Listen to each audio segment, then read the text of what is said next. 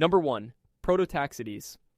A river crosses a floodplain in what will one day be eastern Canada. The green mat covering the ground reaches no higher than your ankle. Standing out of it are pale tapering columns 3 times the height of a man. In 1859, John William Dawson, principal of McGill University, found them in lower Devonian rock at Gaspé Bay in Quebec. Under the microscope, he saw tubes and fibers and read them as rotted conifer wood riddled with fungus. He called it Prototaxites. The first U. The name is wrong in both halves. The largest specimens stand 8.8 meters tall, roughly 29 feet, about 1 meter across at the base. They appear in the late Silurian and vanish in the late Devonian from around 420 million years ago to around 370 million. Land plants of the time were mostly under 1 meter. For 50 million years, the tallest living thing on Earth was not a tree because trees did not exist yet. Cut one open, and there is no wood, no vascular tissue, no leaves, no roots. Nothing but interwoven tubes between 5 and 50 micrometers across, thick-walled ones carrying the structure, thin-walled ones running between them. And in 165 years of collecting on 5 continents, nobody has found a reproductive structure. No spores, no fruiting body, nothing showing how it made another one of itself. In 1872, William Carruthers of the British Museum called it a giant marine alga instead. In the 20th century, Francis Huber at the Smithsonian spent 3 decades on the problem and made the case for a fungus at the grade of a modern basidiomycete, an 8-meter mushroom. The nutrition question was settled in 2007 by Kevin Boyce and colleagues in the journal Geology. Carbon-13 values varied between individuals from the same beds by as much as 13 parts per thousand. Something photosynthesizing draws carbon from one shared atmosphere, so its signature cannot swing that widely. Something eating different substrates can. Prototaxites was a consumer, 8 meters tall, standing on the landscape and digesting it. The fungus answer held for 2 decades. Then somebody ran the chemistry. In 2025, Corentin Leron and colleagues at the University of Edinburgh examined the small species preserved at cellular resolution in the Rhynie chert of Aberdeenshire. They looked for chitin, the molecule that builds every fungal cell wall. There was none. What they found instead were lignin-like aromatic compounds, a plant signature, inside an organism with no plant anatomy whatsoever. Their conclusion was that Prototaxites belongs to no kingdom we recognize, not plant, not fungus, not alga, a high-level branch of complex life with no living descendants. It disappears exactly as Archaeopteryst forests spread, and true wood takes over the world. Extinction does not only delete species, sometimes it deletes an entire way of being alive, and leaves nothing that can tell you what it was. Number 2. The Ubaid lizard-headed figurines. A workman at Ur lifts a hand-sized clay figure out of a grave and turns it over. It is a woman holding a child to her breast. Neither of them has a human face. The Ubaid period runs from roughly 5,500 to 4,000 BCE in southern Mesopotamia, the culture immediately ancestral to Sumer. These are the direct forerunners of the first cities anywhere on Earth. The type site is Tel al-Ubaid near Ur in southern Iraq, dug by Henry Hall in 1919 and by Leonard Woolley in the early 1920s.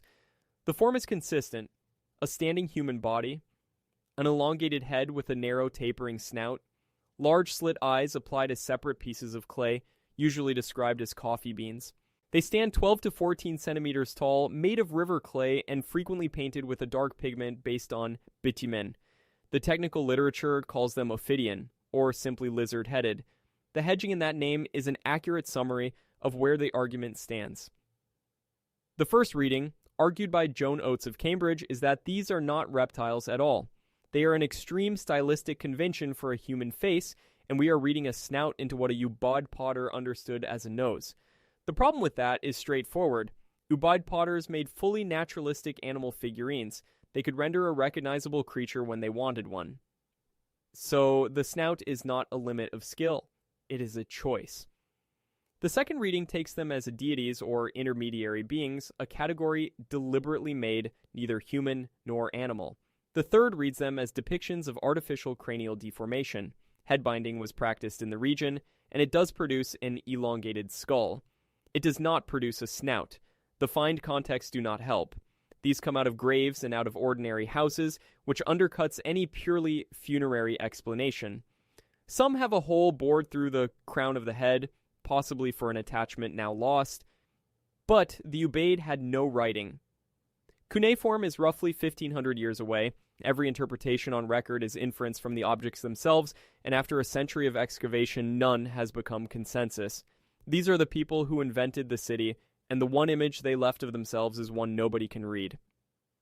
Writing is the line dividing a past capable of explaining itself from a past that cannot, and everything before that line is us guessing at faces. Number 3.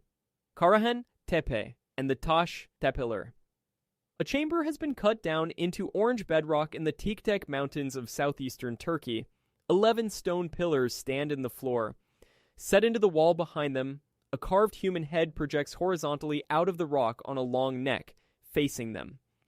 Karahan Tepe lies in Şanlıurfa province, about 35 kilometers east of Göbekli Tepe.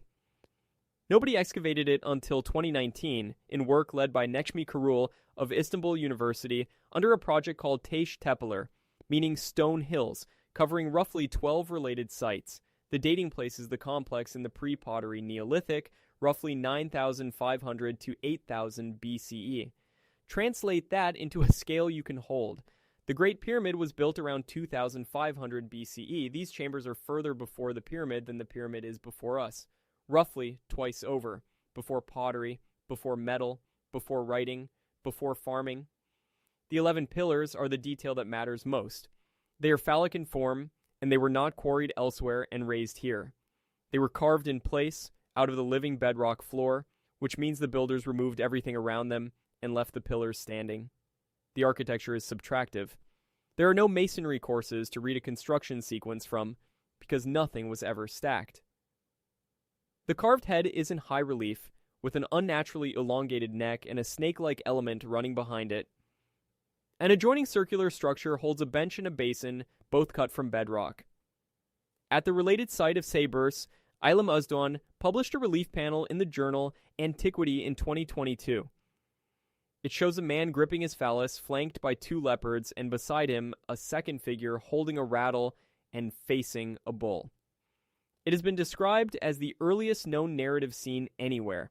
Not figures standing in isolation, but figures doing something to each other. There's no evidence of domesticated plants or animals at Karahan Tepe. The builders were hunter-gatherers, yet they cut water channels and cisterns into the bedrock, which indicates extended occupation rather than seasonal gathering. That fact sits at the center of a live disagreement. Klaus Schmidt, who excavated Göbekli Tepe from 1995 until his death in 2014, argued for the Temple First model, in which monumental ritual construction came before agriculture and drove it because feeding the work crews forced people to farm. Lee Clare of the German Archaeological Institute has since revised it, arguing the site shows domestic architecture and was a settlement rather than a sanctuary. And then there is what the builders did at the end. They filled the chambers in with sediment on purpose and walked away. In 2023, a painted wild boar statue was recovered at Göbekli Tepe with red, black, and white pigment still on the stone. Everything we look at from this world has been stripped of its color and its noise. We are reading the gray remains of something that was loud. Number 4. The Pedra, Furada tools of Brazil. In 1978, a Brazilian archaeologist stands in a rock shelter in the dry scrubland of Piauí, holding a flaked cobble that came out of a layer, radiocarbon says, is far older than any human being has any right to be in the Americas. The site is Boqueirão da Pedra Furada, in what is now Serra da Capivara National Park in northeastern Brazil, roughly 70 meters wide and 18 meters deep beneath a sandstone overhang. Nied Guidon, trained in France, began excavating there, leading a Franco-Brazilian mission. In 1986, Guidon and Georgette de Librière published in Nature. Charcoal from the shelter dated to about 32,000 years before present, associated with stone artifacts. Later publications pushed the sequence to 48,000 years, and in some statements beyond 60,000. The critique came in 1994, when David Meltzer, James Adovasio, and Tom Dillahay visited the site and published in the journal Antiquity. The charcoal could be residue from natural bushfires, which sweep that landscape regularly, and the flaked cobbles could be geofacts, stone broken by natural forces rather than human hands. What makes that serious is the geology. The shelter sits directly beneath a sandstone cliff 100 meters high, and that cliff contains a quartzite conglomerate. Cobbles fall from that height and shatter on the talus below. The site manufactures its own false artifacts continuously, for free. The stronger case comes from a second site. Toca da Tirapea was excavated by Cristel Lahaye and colleagues and published in the Journal of Archaeological Science in 2013. Lahaye used optically stimulated luminescence, which dates the sediment itself rather than charcoal within it, and reached about 22,000 years with 113 artifacts. Then, in 2016, the argument moved somewhere nobody expected, and the new evidence did not come from a dig at all. Tiago Falotico, Michael Haslam, and colleagues published in Nature. Wild capuchin monkeys living in that same park deliberately smash quartzite cobbles against stone anvils. The result is sharp conchoidal flakes, functionally indistinguishable from flakes struck by a human hand. The monkeys never use them. They appear to want the quartz dust, which they lick off the fresh surfaces. Set that beside the accepted baseline. Monteverde in Chile, at about 14,500 years, broke the Clovis first model when the field accepted it in 1997. Genetic evidence puts the split of Native American populations from their Siberian ancestors at roughly 23,000 years ago. So a 50,000-year-old occupation in Brazil would mean a human population that arrived, endured for tens of thousands of years, and left no trace whatsoever in any living genome. A people who vanished so completely that the only evidence they ever existed is a scatter of broken stone that monkeys can also make. Nied Guidon died in June of 2025, age 92, still defending her dates. Number 5. The Nebra Sky Disk Dating War. February 2002, a hotel in Basel, Switzerland. Police move in on a sale, and a bronze disc the size of a dinner plate changes hands for the last time. It had been found 3 years earlier on the Mittelberg, a hilltop near Nebra, in Saxony-Anhalt, Germany. Not by archaeologists. It was dug up illegally by two metal detectorists, Henry Westphal and Mario Renner, and sold into the black market. Harold Meller, the state archaeologist of Saxony-Anhalt, recovered it in the Basel Sting.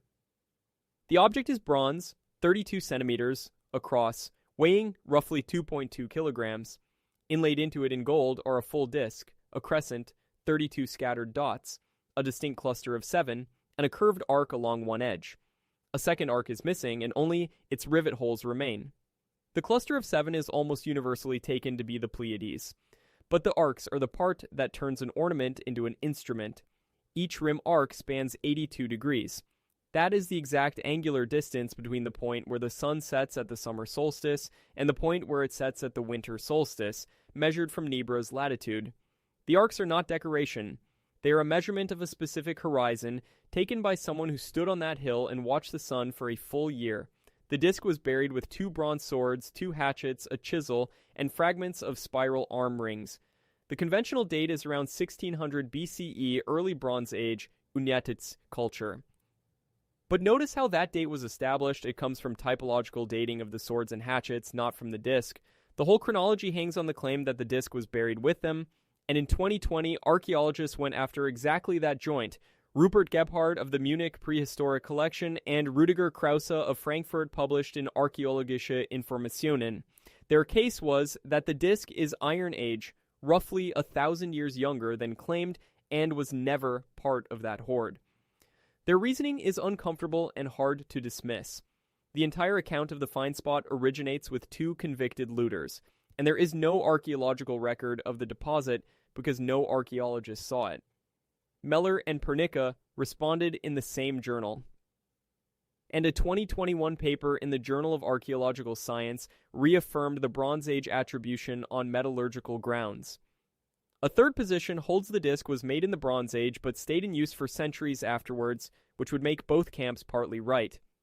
Wolfhard Schlosser of Bochum argued the disc encodes a calendar rule, using the width of the crescent beside the Pleiades to decide when to insert a leap month and keep the lunar and solar years aligned.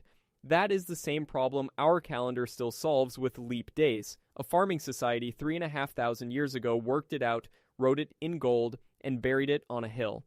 Whether that sentence is true depends entirely on the testimony of two men who dug it up in the dark. Number 6. The Jiahu Symbols. A grave is opened in Henan province 9,000 years after it was closed.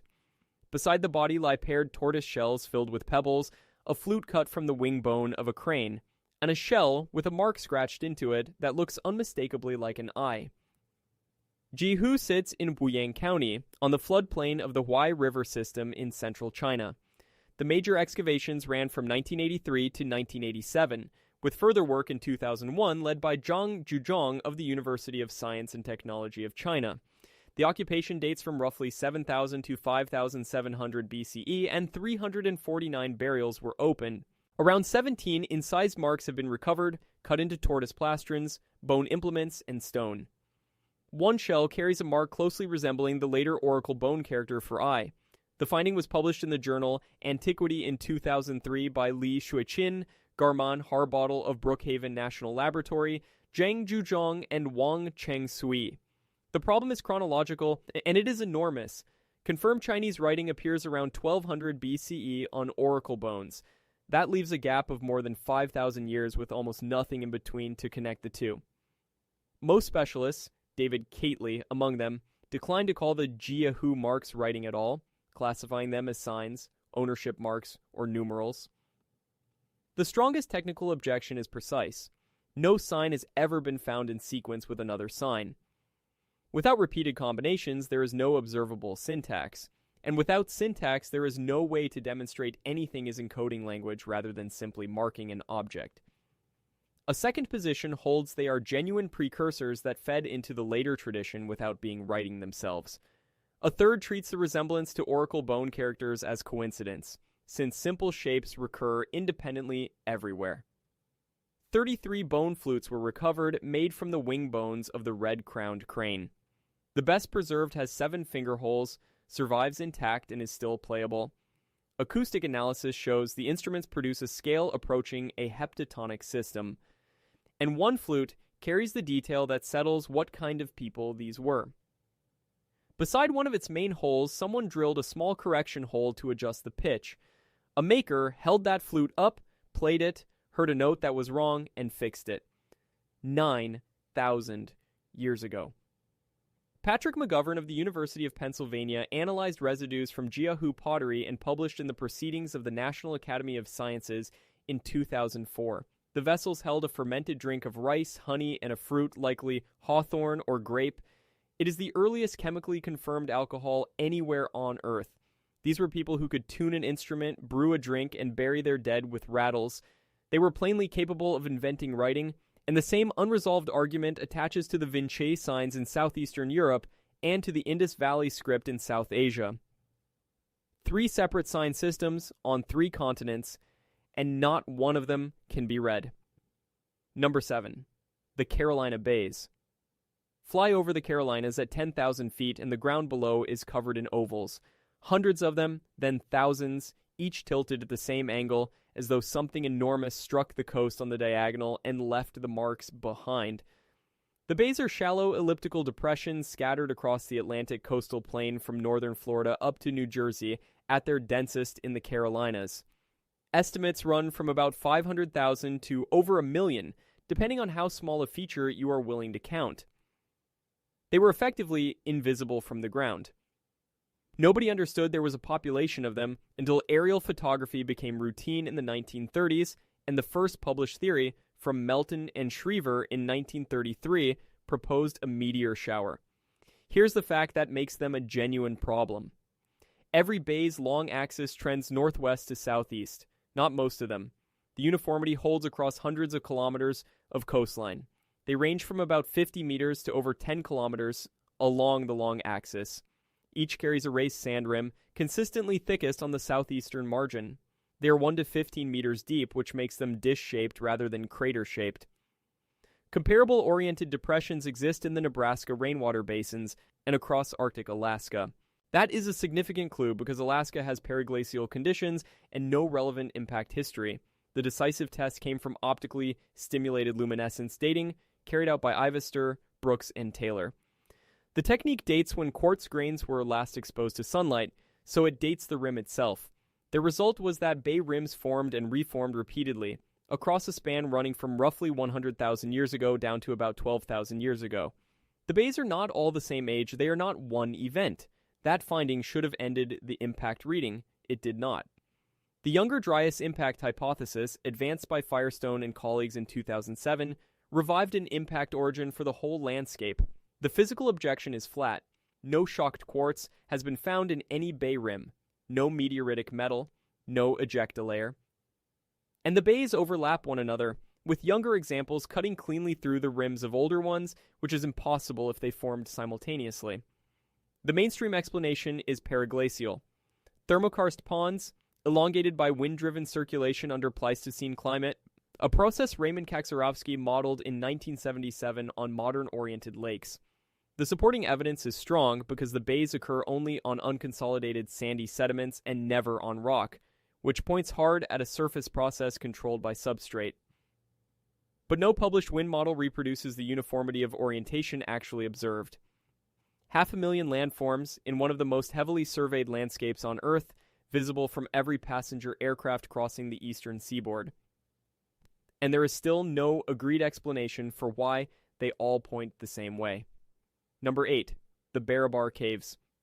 Step through a low doorway cut into a granite hillside in Bihar, and the darkness inside reflects you back. The walls have been polished to a mirror, and when you stop speaking, your voice does not stop with you. The caves are cut into the Barabar and Nagarjuni hills in Jahanabad district, about 24 kilometers north of Gaya.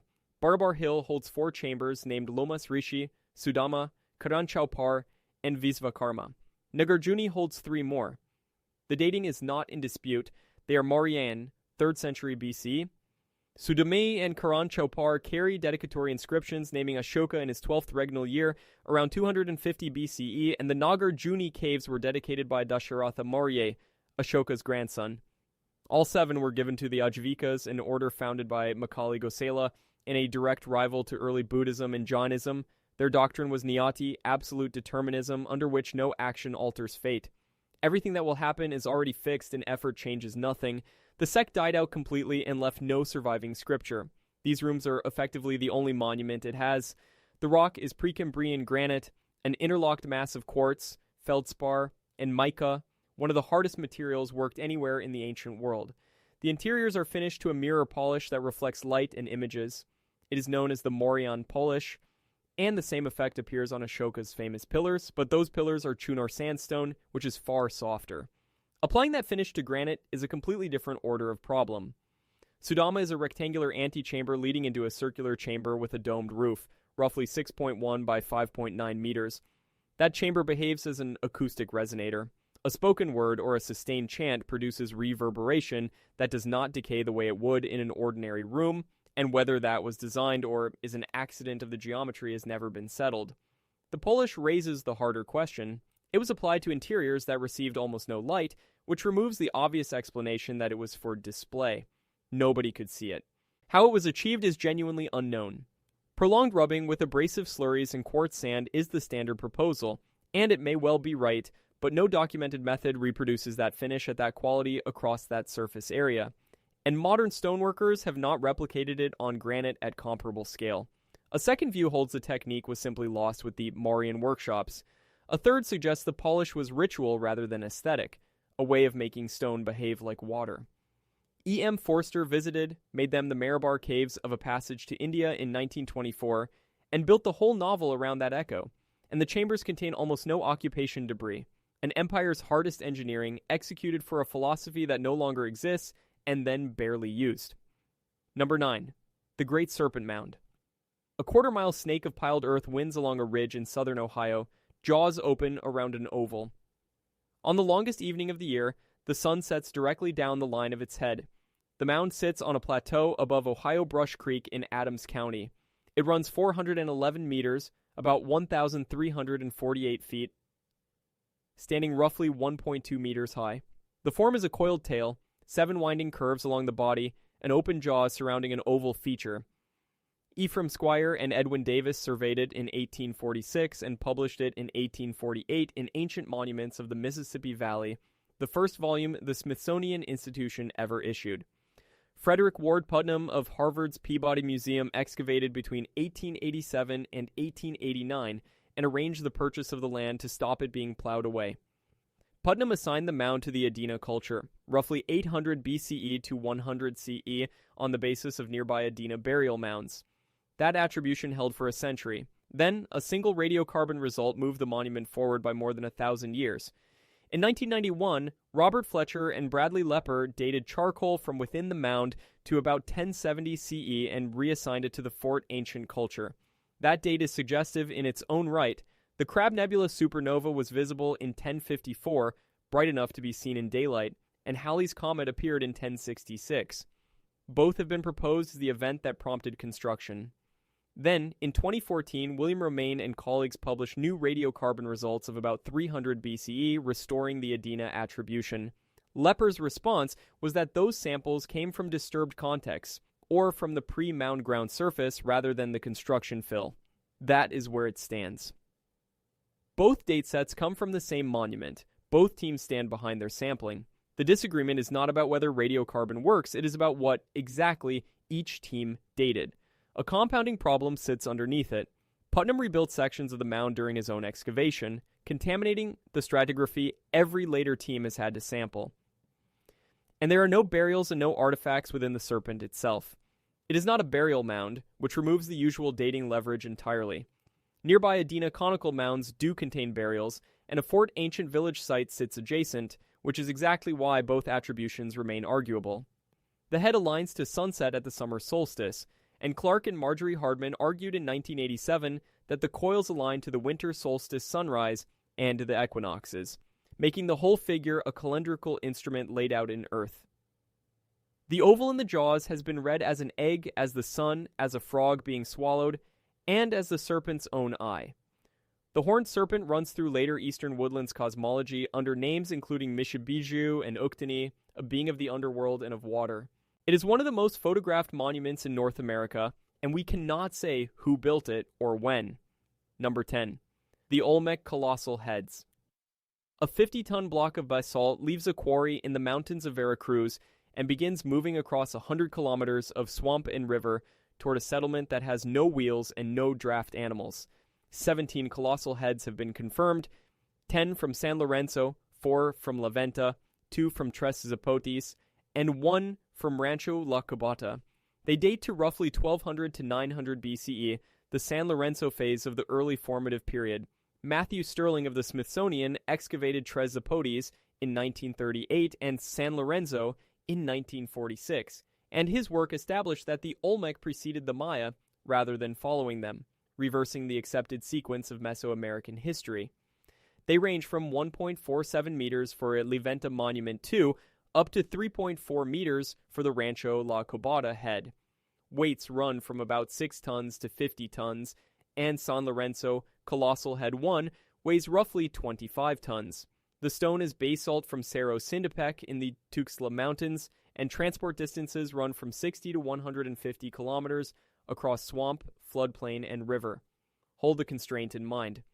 Mesoamerica had no wheeled vehicles in practical use and no draft animals, no horses, no oxen. Every ton of that was moved by human muscle. The likely method combines river rafts on the Coatzacoalcos system with log rollers and sledges overland, but no direct evidence of the technique survives. Each head wears a close-fitting headdress carrying a distinct motif, generally read as identifying insignia, a name, or a lineage sign. The facial features are individualized rather than generic, which is why the consensus reads them as portraits of specific rulers. And Ciphers of the National Autonomous University of Mexico has excavated San Lorenzo since 1990 and demonstrated something that reframes the whole assemblage. Some heads were recarved from earlier monuments. San Lorenzo, Colossal Head 7, preserves traces of a niche from a former throne. A throne was cut down into a portrait because the stone was too valuable to leave as it was. And then the heads were attacked. Many were deliberately mutilated. Round pits were drilled into the faces. Slots were cut across the features. Deep gouges were struck into cheeks and headdresses. Around 900 BCE, San Lorenzo's monuments were defaced and then buried, laid out in deliberate lines along ridge spurs. 3 explanations compete. The first is ritual deactivation, in which a monument is killed when its ruler dies, and the damage is respectful rather than hostile. The second is iconoclasm during political collapse, the deliberate erasure of a dynasty by people who hated it. The third is simple recycling, the heads treated as valuable stone blanks queued for reuse. No Olmec writing has been securely deciphered. The Cascajal block, published in the journal Science in 2006, is argued to be the earliest Mesoamerican writing and remains disputed. So, a civilization that could move 50 tons across 100 kilometers of swamp left no sentence anywhere explaining why it smashed the faces of its own kings and put them in the ground. These 10 finds are not unexplained in the same way, and separating the kinds is more useful than listing the mysteries again. The first kind is where the physical evidence is complete and the category is missing. Prototaxites is the pure example. Every specimen is intact, we can see the tubes. There is simply no branch on the tree of life to hang it from. The second kind is where the evidence is complete and the chronology is broken. Pedra Furada, the Nebra disc, and the Serpent Mound all belong here. In each, 2 competent teams ran defensible science on the same material and arrived at incompatible dates. That is a different failure from ignorance. It is the method itself producing 2 answers. The third kind is where evidence and chronology are both solid, and what is missing is intent. The Ubaid figurines, Karahan Tepe, the Jiahu marks, the Barabar Polish, and the Olmec mutilation all sit here. And every one of those 5 comes from a society without writing, or from before writing existed in that part of the world. That is the pattern worth naming. Literacy is the dividing line between a past that can explain itself and a past that cannot. The Olmec moved 50 tons 100 kilometers and left no sentence about it. The Ubaid invented the city and left no sentence about their own gods. Karahan Tepe's builders cut chambers into bedrock, then chose to fill them in and left no sentence about why. The Carolina Bays are the outlier, a 4th case, where the phenomenon is natural and the failure is that no proposed mechanism reproduces what is actually observed. Look across the human items and one behavior repeats: deliberate burial. Karahan Tepe backfilled its chambers. The Olmec interred their heads in lines. The Nebra disc went into a hilltop alongside weapons. In each case, the act was intentional and the reason is lost, which means these objects were hidden by people who understood exactly what they were. Notice also what is absent. Not one of these requires an exotic explanation. Every single one has a mainstream reading that is simply not yet decisive. The honest position is not that science has failed here. It is that the evidence has not yet forced a single answer. Which raises the obvious question: what would actually settle any of them? For Prototaxites, a specimen preserving reproductive structures would place it immediately, and in 165 years of collecting, none has ever been found. Failing that, further molecular work on Rini shirt material could confirm or overturn the 2025 result. For Pedra Furada, the requirement is a single unambiguous artifact from a securely dated deep layer. A bifacially worked point, a bone tool, an engraved object, something no falling cobble and no capuchin monkey could produce. Ancient DNA from a South American context predating the Beringian standstill would settle it in one result. For the Nebra disc, what is needed is a direct scientific date on the disc itself, rather than on its alleged horde companions. For the Serpent Mound, the requirement is a sealed, undisturbed context inside the mound that Putnam's reconstruction never touched. That may no longer exist, which would make the question permanently open. Karahan Tepe is the most likely of all of them to be resolved for a plain reason. The site is roughly 5% excavated. The answer may already be in the ground, waiting for a trowel. For Jiahu, a single find of 2 or more signs in sequence would transform those marks into candidate writing overnight. For the Barabar Polish, an experimental program reproducing the finish on granite at scale would answer the technique question directly. For the Carolina Bays, a physical model that generates the observed uniformity of orientation from wind and periglacial processes alone. And for the Olmec, decipherment of the Cascajal block, which would give that civilization a voice for the first time in 3,000 years. Notice the shape of that list? Almost every item needs one find or one test, not a revolution. Karahan Tepe did not exist as an excavated site before 2019, and the field's picture of the Neolithic changed inside 6 years. The 2025 Prototaxites result overturned a reading that had stood since 2001. So this list will not look the same in 10 years, and some of it will be solved by people who are currently in school. The deep past is not silent. It is unlabeled. Every one of these objects is still saying something, and we have not yet learned how to hear it. If the deep past still has questions for you, there's another investigation waiting on your screen right now, and subscribing keeps them coming.